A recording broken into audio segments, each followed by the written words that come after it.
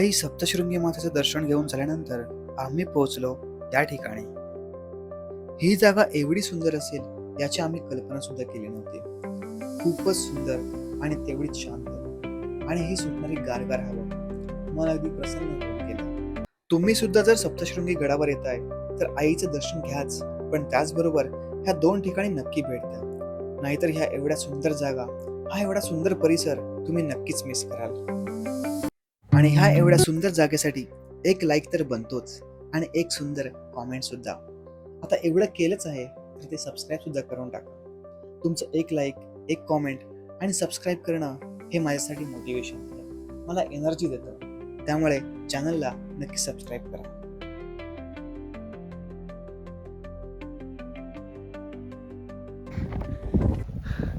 खूप सुंदर प्लेस आहे यार. या तुम्ही इकडे वेळ काढून नक्की या सप्तशृंगीला. आणि फक्त सप्तशृंगीचं दर्शन घेऊन नका जाऊ. हा जो परिसर आहे ना, फक्त जास्त नाही, मला वाटतं 1 किलोमीटर पण नसेल, अर्धा किलोमीटर. अगदी सरळ बस स्टँड पासून दर्शन झाल्यानंतर सरळ तुम्हाला जो भक्त निवासकडे जाणारा मार्ग आहे ना, सरळ यायचं आहे बस. शिवालय तीर्थकुंड खूप सुंदर, म्हणजे आणि स्वच्छता ठेवलेली आहे तिकडे. आजपर्यंत मी पाहिलेल्यापैकी सर्वात सुंदर आणि स्वच्छ हा तीर्थकुंड आहे. या शिवालय तीर्थकुंडाच्या बाजूलाच आहे हे मारुतीचे मंदिर, तसेच अर्धनारी नटेश्वराचे मंदिर. अशी मान्यता आहे की आई सप्तशृंगीच्या दर्शनाआधी इथे येऊन आंघोळ करून मग आईच्या दर्शनाला जावे, आणि खूप सारे भाविक हे पाळतात सुद्धा.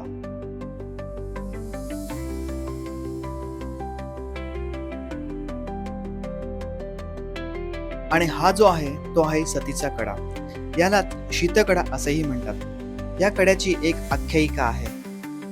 फार वर्षापूर्वी एका बाईने देवीला नवस केला होता की तिला जर मुलगा झाला तर ती मुलासह सप्तशृंगी गड चढून येणार होती व मुलासह दर्शन घेऊन देवीला नमस्कार करून बैलगाडीतून शीतकडा उतरणार होती. शीतकडा म्हणजेच कुठल्याही वस्तूला कड्यावरून खाली टाकले तर त्या वस्तूचे भाताच्या शीताप्रमाणे होणे.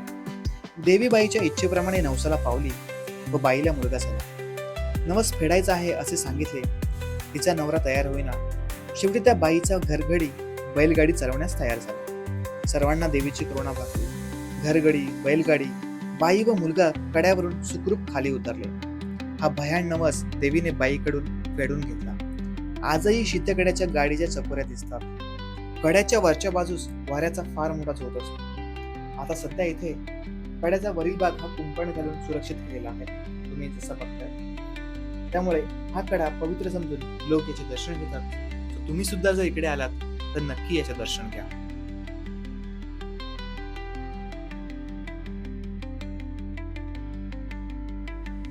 शिवालय तीर्थकुंडाच्या अगदी बाजूलाच आहे हेमाडपंथी श्री सिद्धेश्वर महादेव मंदिर. तुम्ही इथे सुद्धा एकदा नक्की भेट द्या.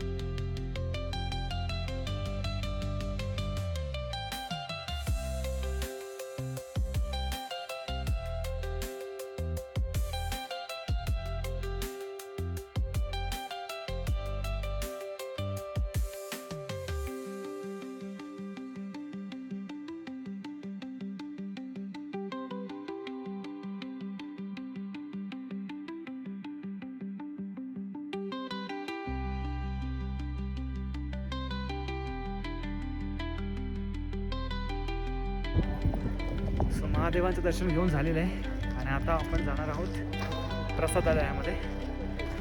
ओके, तिकडे मला वाटतं 20 रुपयामध्ये तुम्हाला प्रसाद भेटतो. आणि 11 वाजता चालू होतो प्रसाद, आणि आता वाजले 12:15. चला बघूया.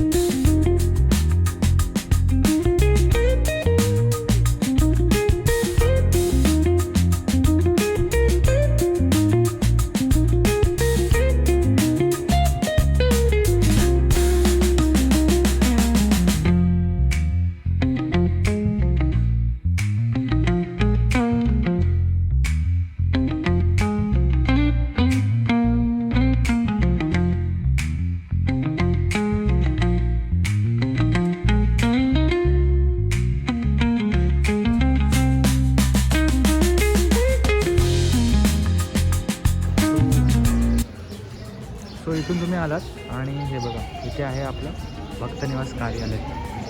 ठीक आहे, इथे तुम्हाला रूम मिळून जाते. खूप रूम्स आहेत इकडे. तर तुम्ही जर कधी येत आहे तर भक्तनिवासमध्ये रूम घेऊ शकता. ठीक आहे, वेगवेगळं भाडं आहे याचं. म्हणजे 1500ची पण रूम आहे, 100 रुपयाची पण आहे, 200 रुपयाची पण आहे, 300 रुपयाची पण आहे. तर प्रत्येक रूम वाईज आणि भक्तनिवासच्या टाईप वाईज असे रूम्स आहेत. तर त्या तुम्ही बघू शकता. हे बघा इकडे सप्तशृंगी निवास. ठीक आहे, इकडे रूमची म्हणजे थोडं महागले रूम आहेत. आणि जो भक्तनिवास तिकडे मी जाऊन दाखवला ना, तिकडे 100 रुपये 200 रुपयामध्ये तुम्हाला रूम भेटून जाईल. सो आता आपली रिटर्न जर्नी सुरू होणार आहे. इथून बस, त्यानंतर मग सिटी बसने नाशिक रोड रेल्वे स्टेशन. आणि नाशिक रोड बस स्थानक पोहोचलो आम्ही इथे. आणि हा फेमस कोंडाची चिवडा आता आम्ही घेणार आहोत. आम्ही जेव्हा त्र्यंबकेश्वरला आलेलो ना तेव्हा घेतला, खूप छान चव आहे. तर आता 2 पाकिट आम्ही घेणार. चिवडा हाच घेतला होता ना आपण. ठीक आहे, हा वाला. हे 150ला आहे, 160ला आहे, 160 आहे, 120 आहे. 120. हा किती?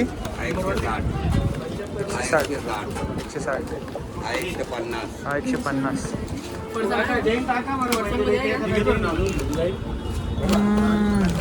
चलो बघूया कुठला. हे आणि हे घेऊया. 160 आणि 150. हे 200. तर मित्रांनो, सप्तशृंगीवरून आम्ही इथे आलो नाशिक रोड स्टेशनला. आणि इथून म्हणजे आता आमची 6ची बस आहे, 6ची ट्रेन आहे.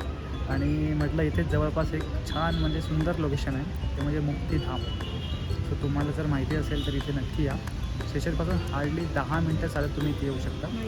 आणि खूप सुंदर मंदिर आहे. म्हणजे आतमध्ये फोटोग्राफी अजिबात अलाउड नाही, त्यामुळे आतमध्ये काहीच शूट वगैरे काही नाही. पण इथे नक्की या, खूप सुंदर मंदिर आहे.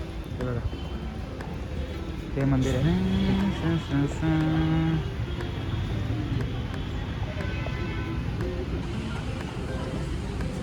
ठीक आहे, जरूर विजिट करा इथे.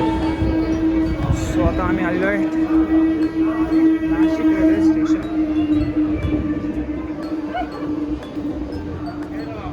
आणि इथून आता 6ची आहे आपली ट्रेन, तपोवन एक्सप्रेस. आता आपण जाणार आहोत मुंबईला.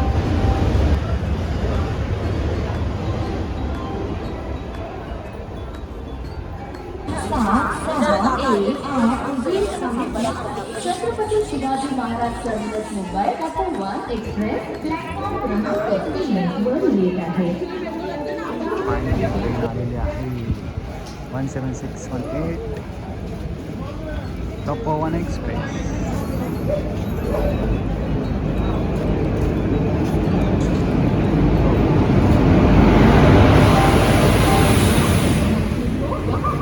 के लिए कॉल या व्हाट्सएप करें यूजर मीडिया 9176051515. याद रखिए 9176051515.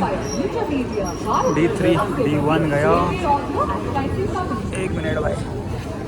Crossing the railway track is dangerous. चलो रेडी हो जाओ.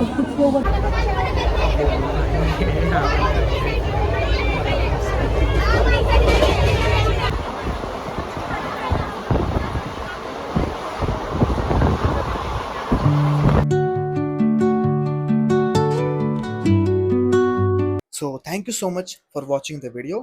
हा व्हिडिओ तुम्हाला कसा वाटला कॉमेंटमध्ये नक्की सांगा. लाईक करा आणि सबस्क्राईब करा. भेटू लवकरच पुढच्या एका नवीन व्हिडिओमध्ये.